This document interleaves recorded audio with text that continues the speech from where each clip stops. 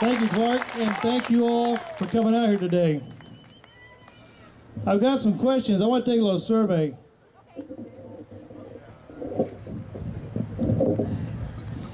As soon as I can beat the wind. Today is tax day. Is there anyone out here who is taxed enough already? Is anyone out here teed off yet? Have you had enough? And are you awake? I think it was unanimous. So why are we here today?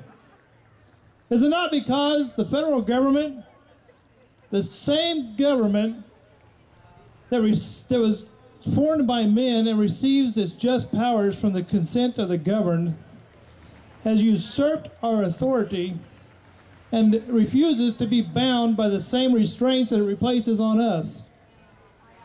Could it be that we are here today because, as it is written in the Declaration of Independence, that we hold these truths to be self-evident, that all men are created equal, that they are endowed by their Creator with certain inalienable rights, that among these are life, liberty, and the pursuit of happiness. These rights granted to us by our Creator, not our government, are unattainable under an entitlement-driven nanny state. I just spoke with a family that wanted to tell me about their tax refund. They're just a normal blue-collar working family, like most of us. And because they purchased a house this last year, their tax refund was $13,000. And their question to me was, where did the government get all that money? Where? They said, we don't pay that in taxes. Well, that's right. They thought the government was broke, and they were right. And yes, they are broke. Now they are mortgaging our futures. We are here today because you have robbed us and our children and our grandchildren of any hope of a decent and secure future through the feeding of your wanton pleasures and indiscriminate spending of money you don't have for things we don't need. You give us programs like Medicare and welfare, programs that teach us that we no longer need to take responsibility for our actions or suffer the consequences brought on by those actions. You tell us that we are better off if we give away our freedoms and liberties in exchange for a little false security. You want us to believe that through these entitlements, it is better to rely upon your handouts and to reach out to family, friend, or neighbor when we have a need, and thereby you have destroyed our communities. We are here today because you refuse to protect us from those that mean us harm by leaving our borders open. You allow people who may be running from the law to come here and start a new life of crime in our country. How can this be? How is it that you secure the borders between North and South Korea halfway around the world for 50 years, and you refuse to close our own borders? Yes, we are angry today because you tout the supposed benefits of an unconstitutional entitlement program like the government-run health care. And in order to gain public support, you totally ignore and hide the harmful side effects of such a program. What are these side effects?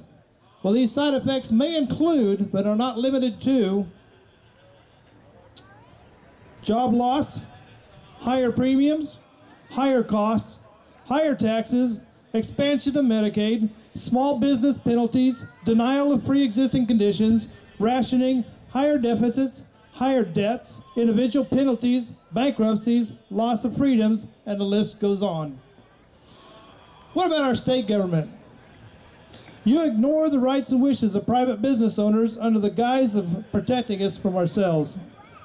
You passed a statewide smoking ban for any business where the public is welcome, but you exempted state-run casinos because it might be bad for business. What about our businesses? What about us? What about us? What about our individual freedoms, our personal responsibilities? Our message is, butt out of our lives. We don't need a nanny state. I have a friend named Sheila. She's a small business owner nearby. She wrote me this letter. She said, Joe, I feel sick. Only the growth of the Tea Party organizations and I-Caucus and the Watchdog organization and groups who support Wichita Liberty and Kansas Liberty can save what's left of my country. Why should I even get out of bed in the morning and go open my small business? No matter how hard I work, the government will be there to take it all and to give it to those who will not work. What's the point of my labor?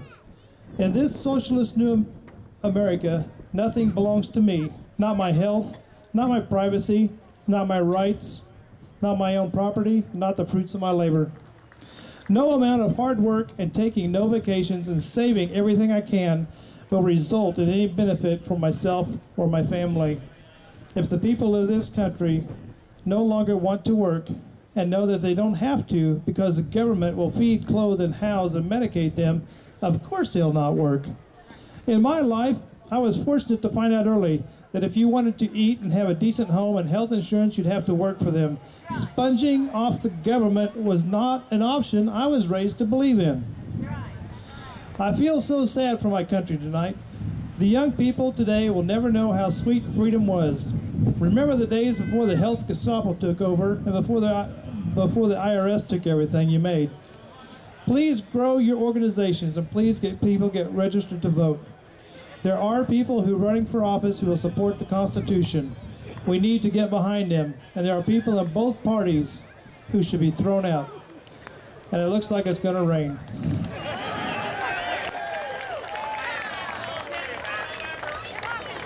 I'll be looking for candidates in my town, my county, my district, my state, and my country to support. I now have no loyalty to any party, but only to those people who support and defend the rights of the working people and small business people. We are the ones who pay the bills. Signed, Sheila. A small business owner in Salina wrote me this. Said, without jobs, without business, there are no jobs. Without jobs, there are no taxes. Without taxes, there is no government. When government is surrounded by fires, who is going to save them? Embrace the businesses and get out of their way, because without them, we don't even have a chance. And another businessman wrote me, and he said, years ago, the appraisals were kept low, so most people felt they were fair and didn't complain. While the mill levies were raised time and time again. Once the mill levies were maxed out, then they started revaluing the properties. Once the mill levies were maxed, it was easier to start raising the appraisals and to argue the value of a property with an individual than it was to raise tax levies across the board. Now, when assessed values are high, it cripples the property owners and their tenants. Salina is not known throughout the country as being business or construction friendly. These out-of-sight taxes just drive the last nail in the coffin.